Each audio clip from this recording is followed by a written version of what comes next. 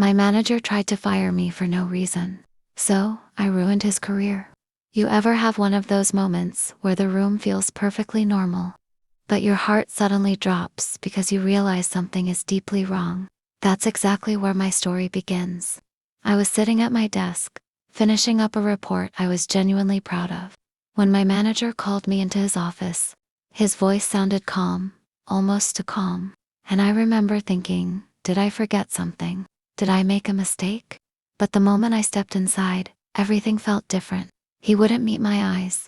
He kept rearranging papers that were already perfectly straight. And then, in this strangely detached tone, he told me he was considering letting me go. No warning, no explanation, no conversation about concerns, just that. I remember this numb, sinking feeling spreading through my chest. I wasn't angry, yet just confused, hurt, and honestly embarrassed. I kept replaying his words in my mind, trying to understand how someone I trusted professionally could make such a decision without even talking to me first. And that moment became the turning point in everything that followed. Before everything fell apart, this job was one of the few places where I felt genuinely grounded. When I first joined the company, I remember feeling grateful just to have a space where my hard work actually seemed to matter. I showed up early, stayed a little late when needed, and tried my best to be someone others could depend on. I wasn't perfect, but I cared maybe more than I should have. My coworkers became people I looked forward to seeing each day. We shared small jokes over coffee, helped each other through tight deadlines, and celebrated little wins that made stressful days feel lighter. I felt like I belonged. And my manager, well, at the beginning he seemed supportive. He gave me chances to grow, trusted me with projects, and I truly believed he saw potential in me. That's why what happened later felt so confusing. Nothing in my relationship with the team hinted at trouble. I wasn't behind on work. I wasn't struggling. I wasn't distant or unmotivated. I was simply doing my job with sincerity, hoping to build something stable. Looking back, that sense of comfort made the eventual shift feel even more painful, like the ground had quietly moved beneath me without warning. It didn't happen all at once. The shift started quietly, almost in ways that felt too small to mention. At first, my manager just seemed a little distant. He stopped greeting me in the mornings, even though he used to offer a quick smile or a simple "how's your day" starting. I brushed it off, thinking maybe he was stressed or overwhelmed with his own workload. Then the comments began, small, unexpected critiques about tasks I had been handling for months.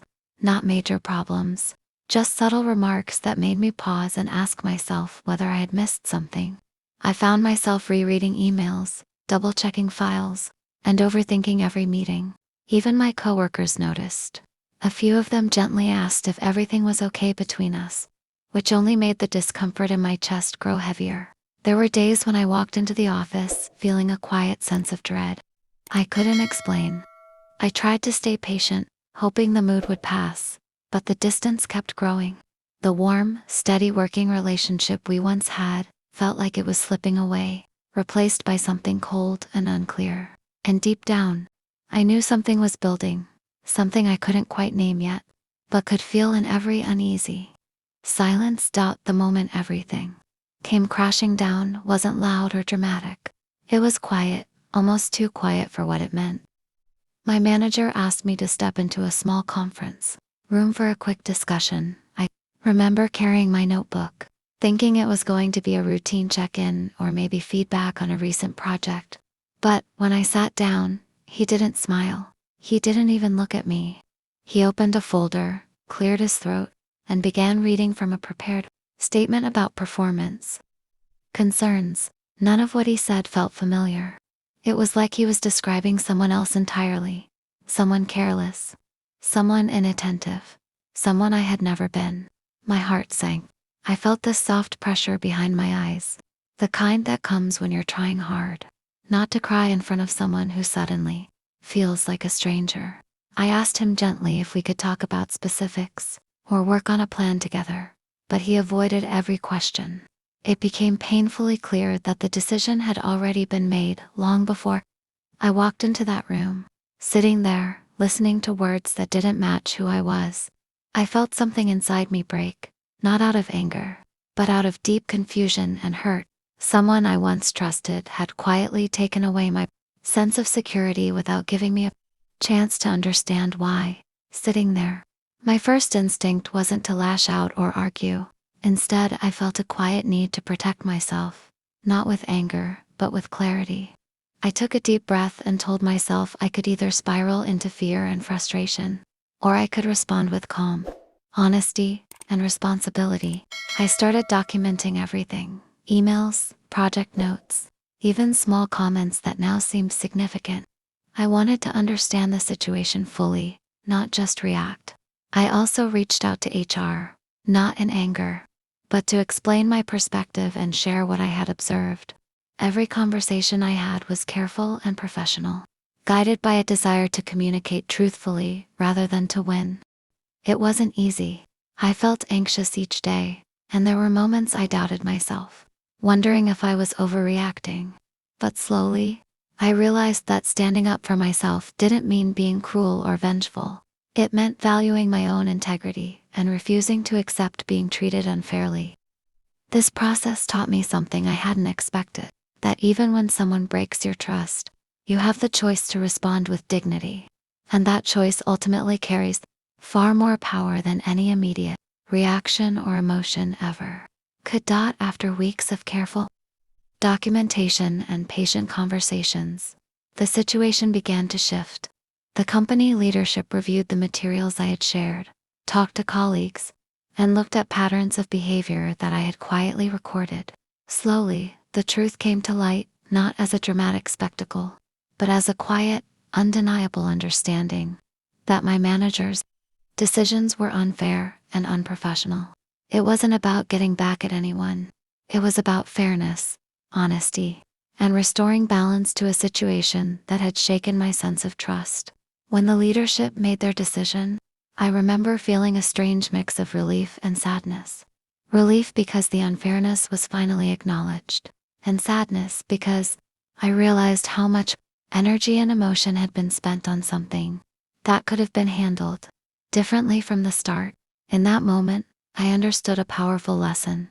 People can act in ways that hurt us, sometimes without explanation, but the way we respond defines who we are far more than their actions ever could. I had chosen patience, clarity, and integrity, and that choice allowed me to protect myself without compromising my values. I left that chapter with my dignity intact, a little wiser, and a renewed sense of self-respect. Looking back, this experience taught me lessons I never expected. I realized that life will sometimes put us in situations where people we trust act in ways that shake us to our core. It hurts, it confuses, and it challenges your sense of fairness.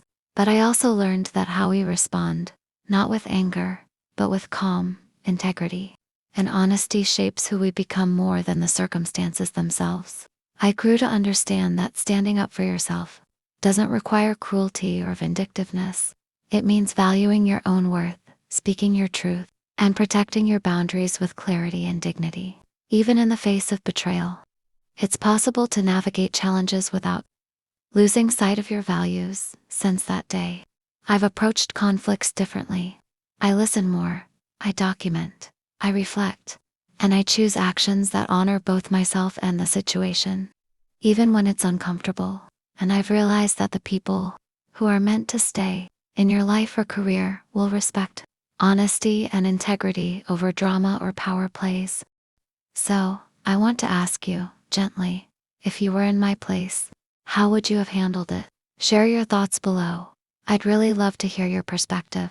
And if this story resonated, consider subscribing for more honest, reflective stories about navigating life's unexpected challenges.